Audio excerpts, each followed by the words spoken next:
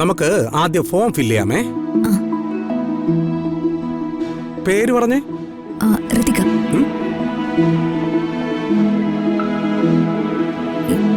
എന്താ സർ? അങ്ങനെ തന്നെയാണോ പേര്? അതെന്താ സർ അങ്ങനെ ചോദിച്ച? എന്റെ പേര് അങ്ങനെ തന്നെയാ. ഓ ഓ. ഋതിക. വീട്ടുപേരെന്താണ്? വർമ്മ ഹൗസ്. ഓ ഋതിക വിലാസം.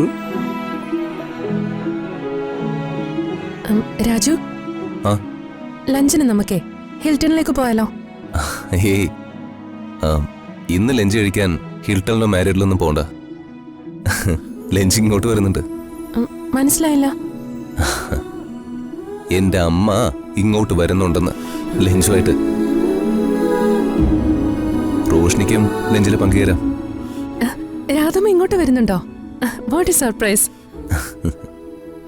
രാജു എപ്പോഴും ഫോണിലും മറ്റും പറഞ്ഞ് കേട്ടിട്ടുള്ളതല്ലാതെ ഞാൻ രാധമ്മ ഇതുവരെ നേരിട്ട് കണ്ടിട്ടില്ല. ഏതായാലും ഇന്ന് കാണാലോ. എന്റെ ഭാവി മദനിലോ അല്ലേ? അമ്മായിമ്മയും മരുമകളും തമ്മിൽ ഒരു കെമിസ്ട്രി ഉണ്ടാക്കിയെടുക്കേണ്ടതാണല്ലോ.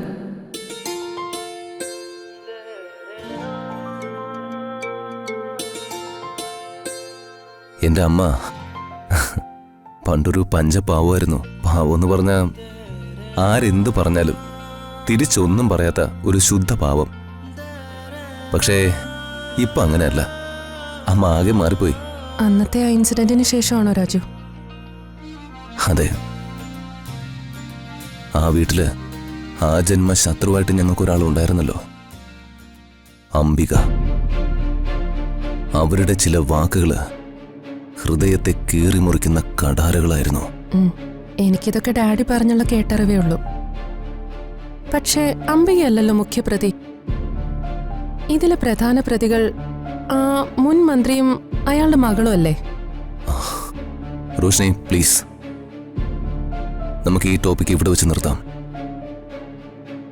രാജുവിനെ മാറ്റർ കേൾക്കുമ്പോ വിഷമം ഉണ്ടാകുന്നതുകൊണ്ടോ അതോ അവരെ കുറ്റം പറയുന്നത് താല്പര്യമില്ലാത്തോണ്ടോ? എന്താന്ന് അറിഞ്ഞിരുന്നെങ്കിൽ ഞാൻ ശ്രദ്ധിച്ച് സംസാരിക്കുമായിരുന്നു. റോഷ്നി, എന്റെ അച്ഛൻ എപ്പോഴും പറയുന്ന ഒരു വാക്കുണ്ട്. മനസ്സിന് വേദന ഉളവാക്കുന്നതും ഇഷ്ടമല്ലാത്തതുമായ കാര്യങ്ങള് ഒരിക്കലും ഓർക്കാതിരിക്കുക. രാധമ്മയൊക്കെ എങ്ങനെ മറക്കാനാ രാജു? അത്രയേറെ അപമാനമല്ലേ ആ വീടിന് കിട്ടിയത്. Roshni please. Sorry Raju, sorry. Okay, അപ്പോ ഇതിലൊന്ന് സൈൻ ചെയ്തേക്കണേ.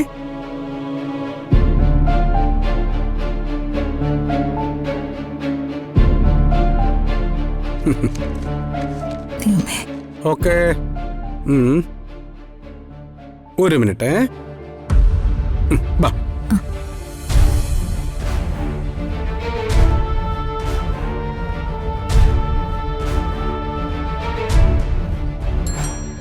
ഇവിടെ എങ്ങും ആരെയും കാണുന്നില്ലല്ലോ.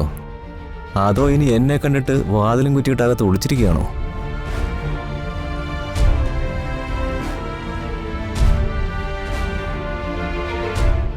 വർമ്മ സാറല്ലേ? കിടക്കുക. കണ്ട നാട്ടുകാരുടെ കയ്യിൽ നിന്ന് പണവും കടമാക്കിയിട്ട് കിടന്ന് സൂഹിക്കുകയാണല്ലേ?